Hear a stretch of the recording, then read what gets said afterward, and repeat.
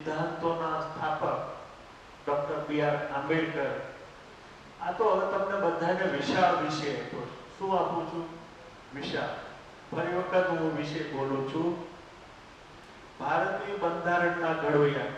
તમને મિત્રો બધાને વિચાર થતો હશે કે આપણે શરૂઆત ક્યાંથી કરવી જોઈએ? સૂત્રીય સાહેબ બધા એમ કે શરૂઆત ક્યાંથી કરવી જોઈએ? બંધારણથી. પણ મેં બંધારણને કેટલા મુદ્દા આપ્યો છે મિત્રો? 5મો. એ પહેલા કયા મુદ્દા હતા? આ બંધારણ બન્યું પહેલા આ જે 4 મુદ્દાઓની આપણે મિત્રો ચર્ચા કરી ને, તે ડ્રાફ્ટિંગ કમિટીના ચેરમેન બન્યા પહેલા આ માણસે કર્યું, તો આ વ્યક્તિએ કર્યું, આ મહામાનવે કર્યું.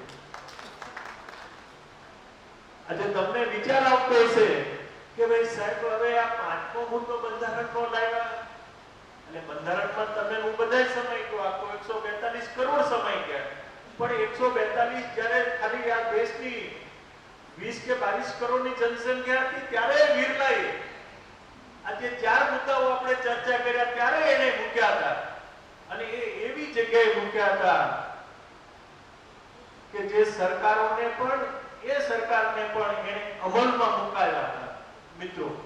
એટલે એ માણસ કહે બંધારણ પહેલાના વિઝનની આપણે હવે જ્યારે બંધારણ 1947માં અને બંધારણ લાગુ પડ્યું 1950માં, એના આપણે વિષયો મૂકીએ.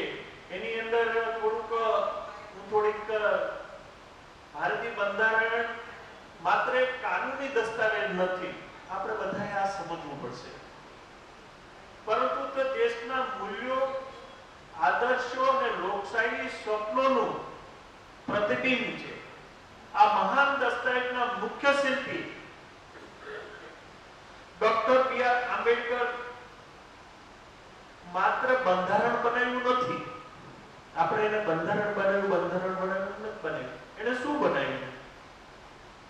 તેઓ એવા સિદ્ધાંતો સ્થાપિત કર્યા કે જે ભારતની એક ન્યાયસંગત, સમાન અને સ્વતંત્ર રાષ્ટ્ર બનાવવાના માર્ગદર્શક બની રહ્યા. સમાનતા એટલે ઇક્વાલિટી, ન્યાય એટલે જસ્ટિસ, સ્વતંત્રતા એટલે લિબર્ટી, આ ત્રણેય મુખ્ય મૂલ્યો તેમના બંધારણની દ્રષ્ટિકોણના કેન્દ્રમાં મિત્રો હતા. આપણે જે વાત કરીએ છીએ ઇક્વાલિટી, જસ્ટિસ અને લિબર્ટી, આ મુદ્દાઓ લઈને ડોક્ટર બાબા સાહેબ આંબેડકરે આખું બંધારણ બનાવ્યું. એટલું જ નહીં, એમના એક વિષયોમાં તમે જોશો તો ન્યાય હોય તો બાબા સાહેબ બંધારણની દ્રષ્ટિમાં બીજો મહત્વપૂર્ણ સ્તંભ હતો ન્યાયનો.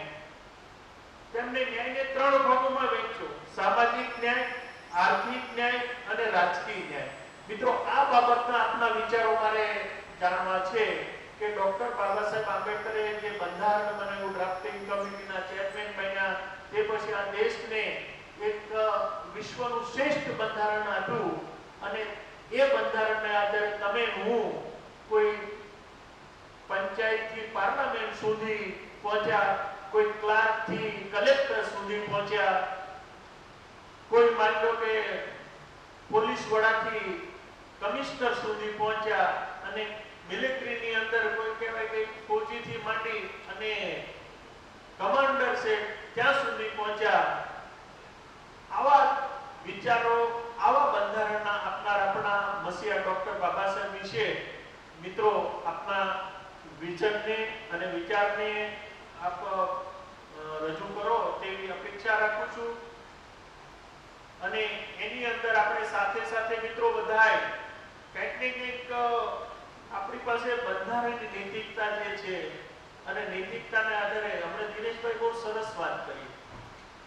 આપણે રોડ ઉપરનું એક કોઈ ડાળખી પણ તોડીએ છીએ ને, પર્યાવરણ, આપણે વગર કારણે એક હોર્ન મારીએ છીએ, એક વગર કારણે આપણે લાઉડલી બોલીએ છીએ, એમાં મારો વાત છે, હું પણ બોલું જ ઘણી વખત, તો પણ એક તમે આ રાષ્ટ્રને એક નુકસાન કરતા છો. હું એક કહું, એક પાન તમે એક માની લો કે એક સિગ્નલ તોડો છો ને, તો બાબા સાહેબે તમને એ શીખવાડ્યું કે આ બંધારણને તમને આપ્યું છું ને, એનું અક્ષરશઃ તમે પાલન કરો.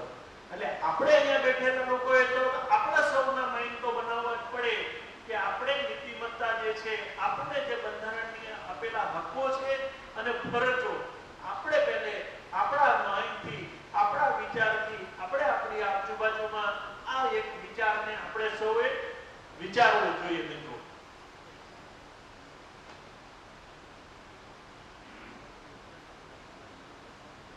બાબા સાહેબનો બંધારણમાં જે એક પાયાનો સિદ્ધાંત હતો